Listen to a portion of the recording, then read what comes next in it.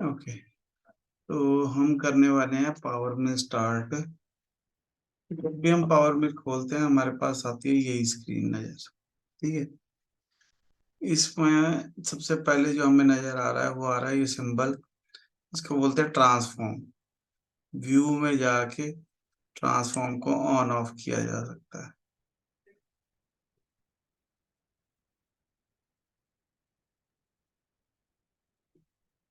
ठीक है, तो जिस चीज को देखना है उसको ऑन कर लो, जिसको इसको अगर नहीं देखना है इसको तो बंद कर सकते हैं। तो कई बार क्या होता है, ये एक्सप्लोरर भी नहीं नजर आ रहा होता, बंद होता है। तो यहाँ यूजर इंटरफेस में जाके एक्सप्लोरर को ऑन कर सकते हैं। ठीक है, इसकी हमारे को हमेशा जरूरत पड़ेगी, तो इसलिए इसको ऑन रखना चाहिए हमारे को। ठीक है, तो कोई भी अगर मुझे प्रोग्रामिंग करनी है तो सबसे पहले मुझे पता होना चाहिए कि बनाना क्या है।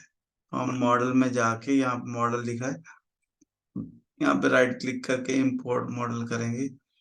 यहाँ पे हमारे को बहुत सारे मॉडल मॉडल हैं जिसमें से हम कोई भी मॉडल पिक कर सकते हैं। ये सारे मॉडल सॉलिडवर्क्स में बने हुए हैं। तो अगर आपको सॉलिडवर्क्स वाला मॉडल चाहिए तो सॉलिडवर्क्स वाला ले लो, नहीं तो कोई और सॉफ्टवेयर से भी हम मॉडल, स्टेप फाइल, पैरासोलिड फाइल या आईजीएस फाइल ले सकते हैं। ठीक है, तो जो भी आपको चाहिए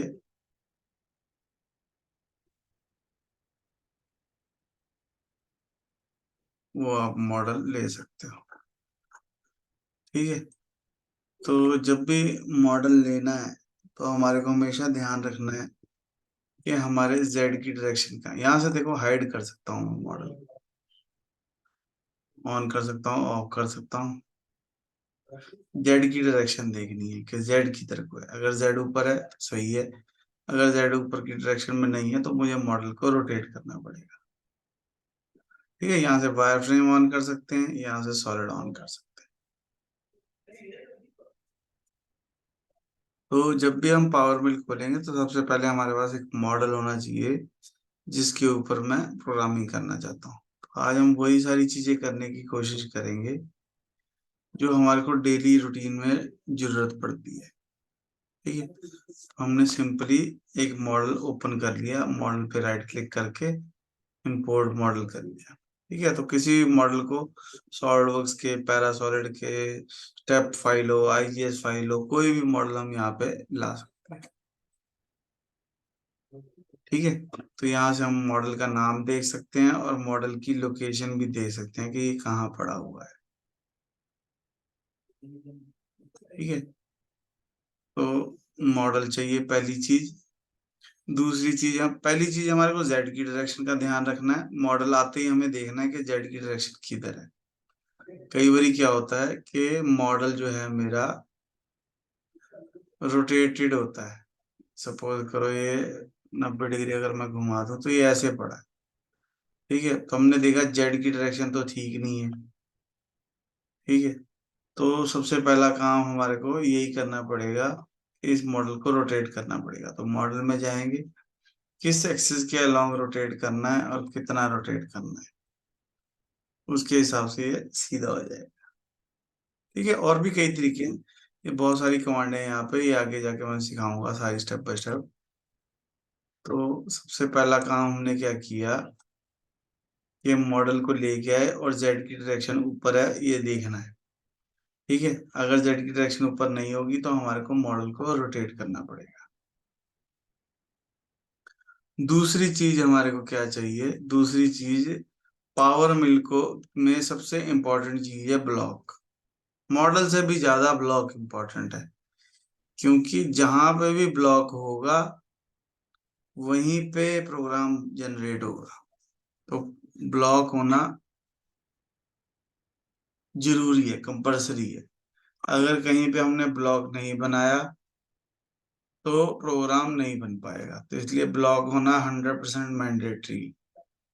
ब्लॉक को आप ऐसे भी कह सकते हो कि एक तरीके से रॉ मटेरियल है जो हमारे को बताता है कि मेरा किस मटेरियल में से, यानी कि ये मेरा ब्लॉक है, ये मेरा मॉडल है, तो इसमें से ये बनाना है, तो उसको रॉ मटेरियल बताएंगे कि मेरा रॉ मटेरियल कौन सा है, तो ही पता लगेगा कि रॉ मटेरियल से ही उसको पता लगेगा कि क्या बनाना है। ठीक है, अगर रॉ मटेरियल छोटा होगा तो प्रोग्राम उसके हिसाब से बनना है। तो यहाँ पे ब्लॉक के अंदर ऑप्शन होती है बॉक्स, एक्टिव वर्क प्लेन, और हमने कहा कैलकुलेट। तो कैलकुलेट करेंगे तो वो जितना पार्ट होगा उसकी एक्स वाई जेड की वैल्यू अपने आप लेके एक ब्लॉक क्रिएट कर देगा। बड़ा आसान है। ठीक, तो यानी अब मेरे पास दोनों चीजें आ गई, क्या बनाना है वो भी आ गया, और किस में से बनाना है वो भी आ गया। दोनों चीजें आ गई। ठीक है, समझ आई बात। तीसरी चीज हमारे को चाहिए origin point, zero zero point कहाँ है। ठीक है, तो तीसरी चीज हमारे को जीरो जीरो पॉइंट चाहिए। तो उसके लिए मेरे को बनाना पड़ेगा वर्क प्लेन, कोऑर्डिनेट सिस्टम।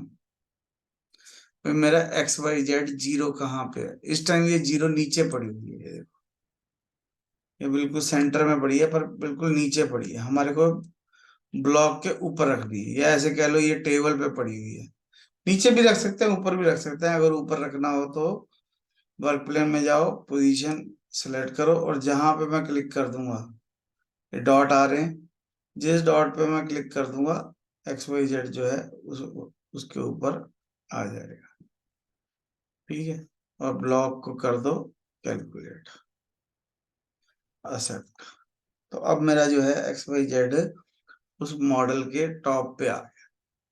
ठीक है, अब चाहो तो ये ट्रांसफॉर्म को बंद भी कर सकते हैं, क्योंकि जो वर्क प्लेन एक्टिव है, प्रोग्राम जो है वो इस एक्टिव वर्क प्लेन के हिसाब से जनरेट होना है।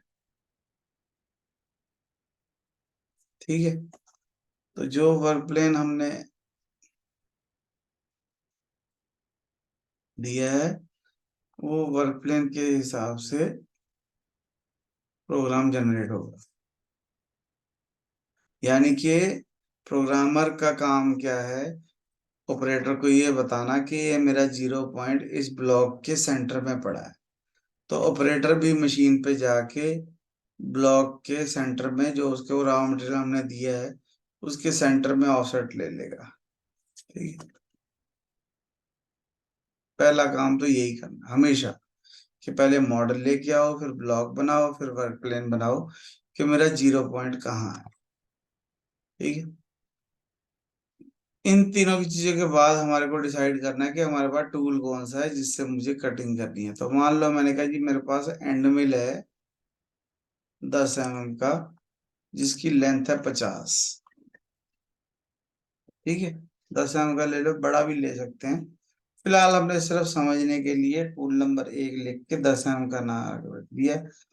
इसका नाम देना जरूरी है, तो नाम दे दिया हमने एंड मिल 10। ठीक है, स्पेस नहीं देनी नाम में कभी भी, किसी भी सॉफ्टवेयर में नहीं देनी, क्योंकि कई मशीनें नाम स्पेस उठाती नहीं है। तो आदत ही वैसे डाल लो कि एंड मिल 10 लिख दिया हमने। ठीक है, चाहे ऐसे ही लिख लो, कोई बात नहीं। ठीक है, टूल के साथ साथ होल्डर भी बना लेना चाहिए, क्योंकि पावर मिल में अगर हमारे को किसी भी टूल पाथ को वेरीफाई करना है, कोलिजन चेक करना है, तो अगर होल्डर दिया होगा तभी कोलिजन चेक होता है। तो इसलिए जब भी टूल क्रिएट करो तो उसके साथ साथ होल्डर भी दे दो।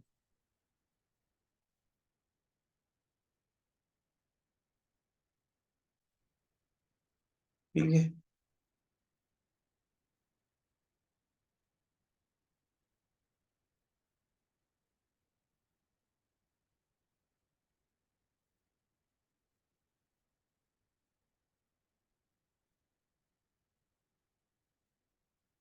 ठीक हो गया। तो हमने टूल भी ले लिया, वर्क प्लेन भी ले लिया, ब्लॉक भी ले लिया, और मॉडल भी ले लिया। अब उसके बाद हमारे को इसको बताना कि हमारे को चलाना कहाँ पे है। तो उसके लिए मेरे को चाहिए टूल पाथ। तो टूल पाथ में यहाँ पे हमारे पास ऑप्शन आती है 2D कर्व प्रोफाइल और 2D कर्व एरिया क्लियरेंस। दो तरीके के टूल पाथ हैं। ठीक है, मान लो मैंने सबसे पहला ले लिया कर्व मशीनिंग में 2D कर्व एरिया क्लियरेंस, यानी एक हमारे को कर्व बतानी है जिसके अंदर अंदर मुझे टूल पाथ जो है चलाना है। तो 2D कर्व एरिया क्लियरेंस के लिए मुझे एक पैटर्न क्रिएट करना पड़ेगा। ठीक है, तो यहाँ पे हमने इसको बोला कि जी क्रिएट पैटर्न, एक नंबर पैटर्न क्रिएट हो गया। पर अभी उसको नहीं पता कि कहाँ चलना है, तो मुझे यहाँ पे कर्व एडिटर में जाके एक कर्व बनानी पड़ेगी, कॉम्पोजिट कर्व, कि मुझे इस बाउंड्री के अंदर अंदर चलना है।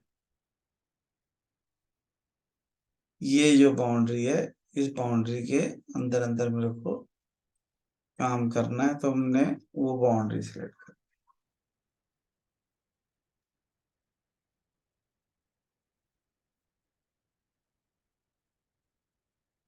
दी। तो यहाँ पे हम जाएंगे, जब हमने कर्व सिलेक्ट कर ली तो उसको बताना पड़ता है कि कर्व के कहाँ चलना है, कर्व के अंदर वाली साइड चलना है या कर्व के बाहर वाली साइड चलना है। तो मुझे कर्व के अंदर वाली साइड चलना है। ठीक है, तो यहाँ से भी रिवर्स कर सकते हैं। और ये सब अगर ये ना आ रहा हो तो मार्क ऑल कर देना है, और उसके बाद यहाँ पे हम क्लिक कर सकते हैं कि अंदर वाली साइड चलना है या बाहर वाली साइड चलना है। हमने अंदर कर दिया क्योंकि हमने एरिया क्लियरेंस किया है, तो वो जो बाउंड्री हमने सेलेक्ट की उसके अंदर अंदर सारा मटेरियल कटिंग कर देगा। स्टेप ओवर कितना, टूल के डाई का 40% ले लेते हैं, तो 4 ले लेते हैं, 10 का टूल है मेरा। ठीक है, लोअर लिमिट उसको बतानी पड़ेगी कि कहाँ तक जाना है, तो यहाँ पे क्लिक कर दो, उसको पता लग जाएगा कि लोअर लिमिट कहाँ तक जाना है। ठीक है, यहाँ पे रास्टर की जगह ऑफसेट करते हैं, पहले एक बार चला के देखते हैं ऑफसेट से, फिर बाद में रास्टर में कन्वर्ट कर देंगे। हर बार कितने का कट लगाना है और कहाँ तक जाना है, लिमिट तक जाना है। एक एक एम का कट लगाते हुए ये वाली लिमिट तक जाना है हमें। ठीक है, स्टेप ओवर टूल के डाई का 4% कैलकुलेट करेंगे, ओके करेंगे, तो यहाँ पे देखो टूल पाथ क्रिएट हो गया। अभी ये ऑफसेट वाला है। ठीक है, कुछ भी चेंजेस करने हैं तो इसके ऊपर राइट क्लिक करेंगे, सेटिंग में जाएंगे और सेटिंग में जाके हम इसको बताएंगे कि हमारे को ऑफसेट नहीं, हमारे तो रास्टर में चलना है। रास्टर में क्या है, जिगजैग शेप में चलता है। कैलकुलेट का बटन दबाओ, ओके करो। ठीक है, तो ये जिगजैग में चलने लगे। कुछ भी चेंजेस करने हैं तो टूल पाथ पे राइट क्लिक करेंगे, सेटिंग में जाएंगे और सेटिंग में जाके इसको चेंज कर देंगे, रास्टर की जगह ऑफसेट कर देते हैं। ऑफसेट का मतलब होता है कि जो हमने कर्व बनाई है उसको ऑफसेट कर करके चार चार के स्टेप ओवर के साथ टूल पाथ क्रिएट होएगा। ये अभी ये बहुत ऊपर जा रहा है, ऐसे लग रहा है कि टूल बड़ा ऊपर से आ रहा है। ऐसा क्यों होता है, क्योंकि सेटिंग में हमने हमारे को एक चीज चेंज करनी चाहिए। सेटिंग में ऑप्शन होती है हमारे पास रैपिड मूव की। ठीक है, तो ये देखो 60 और 55 आ रहा है, तो इसलिए रैपिड हाइट बहुत ज्यादा होने की वजह से ऊपर जा रहा है, तो हम कैलकुलेट दबाएंगे तो कम हो जाएगी वैल्यू। ठीक है, फिर से कैलकुलेट दबाओ, तो अब अगर हम देखेंगे तो हमारा टूल पाथ जो है ज्यादा ऊपर नहीं गया। पर टूल पाथ देखो पहले सेंटर में जा रहा है, सेंटर से फिर इधर आ रहा है। तो हम क्या कर सकते हैं, इसकी सेटिंग में जाके कुछ भी चेंज करना है, सेटिंग में जाके चेंज होगा।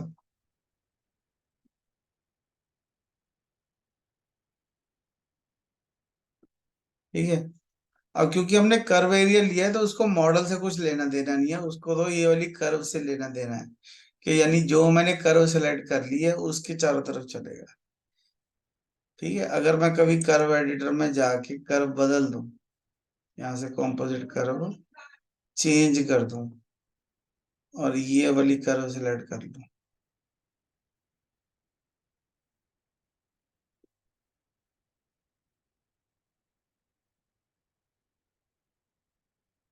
ठीक है, तो जो बाउंड्री सेलेक्ट कर लेंगे,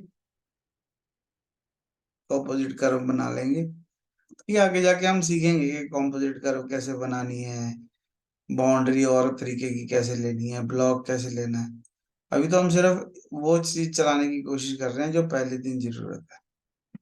ठीक है, उसको बता दो कि कहाँ पे चलना है, तो मार कॉल करके इसको इस पे क्लिक कर दिया। ठीक है, अभी तुम्हारे को क्या करना होगा कि जो भी आज हम क्लास ले रहे हैं उसको सेम अपने कंप्यूटर पे रिपीट कर। ठीक है, मॉडल मैं तुम्हारे को सेंड कर दूंगा, और जो भी चीज हम कर रहे हैं उसको अपने अपने कंप्यूटर पे चला चला के देखना। ठीक है, तो उससे क्या होगा, आपको ये पता लग जाएगा कौन सी चीज कहाँ पे पड़ी हुई है। ठीक है, तो जो नेक्स्ट क्लास लेंगे तो फिर उसमें हम ये डिसाइड करेंगे कि अगला स्टेप क्या होना चाहिए। ठीक है, अभी मैंने इसको 4 mm को स्टेप ओवर के साथ -5 mm तक जाने को बोला, तो ये -5 mm तक ही जाएगा, पूरी डेप्थ तक नहीं गया। ठीक है, तो इसको हमेशा हमारे को डेप्थ बतानी पड़ेगी कि टोटल डेप्थ कहाँ तक जाना है मुझे।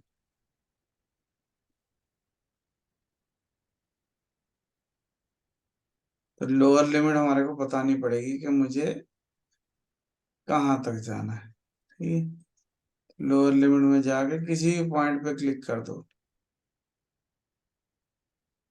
ठीक है, तो वहां तक वो कैलकुलेट कर देगा।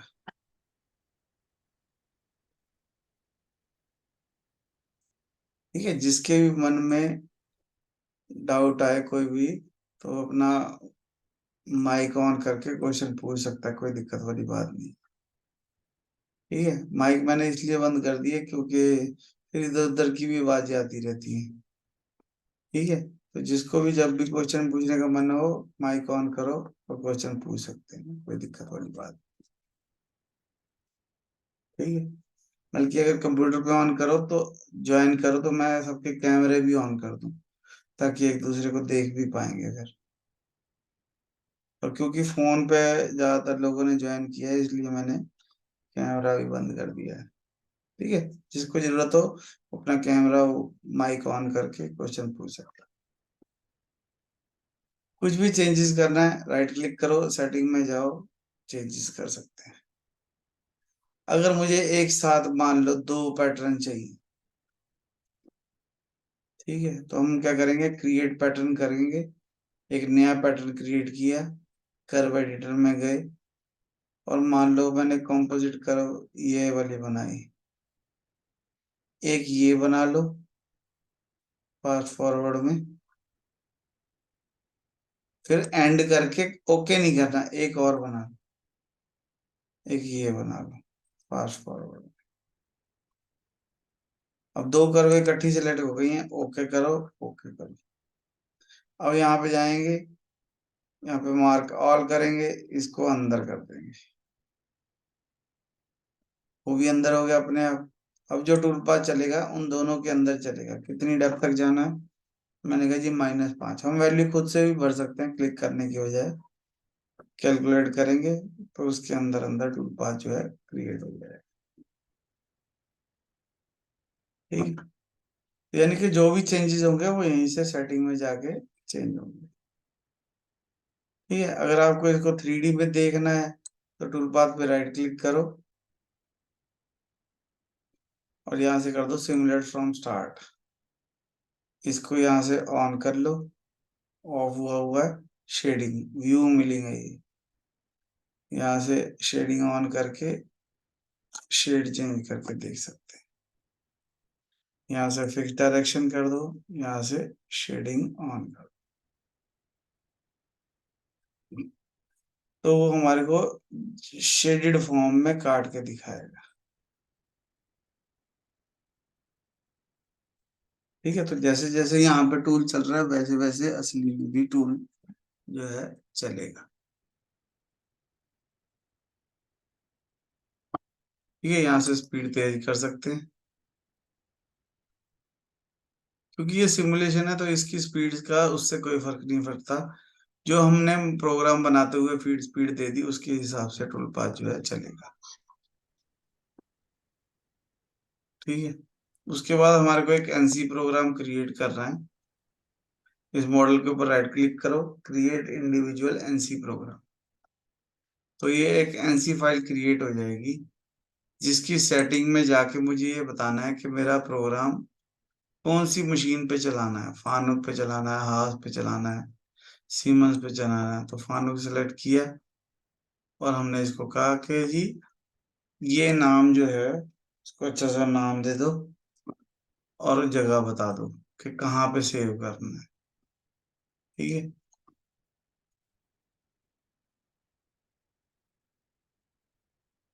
ठीक है, उसको जगह बताई और हमने इसको कहा कि जी राइट करना चाहते हैं, तो प्रोग्राम राइट होके उस लोकेशन पे आ जाएगा जो जगह हमने उसको बताई है। ठीक है, इसको कॉपी कर लो और यहाँ से वो जगह ओपन कर लो। ठीक है, तो हमने रखा था नाम एंड में 10। ये हमारा प्रोग्राम जो है जनरेट हो गया। ये जी कोड जनरेट हो गया जिसके लिए हम सारी मेहनत कर रहे हैं।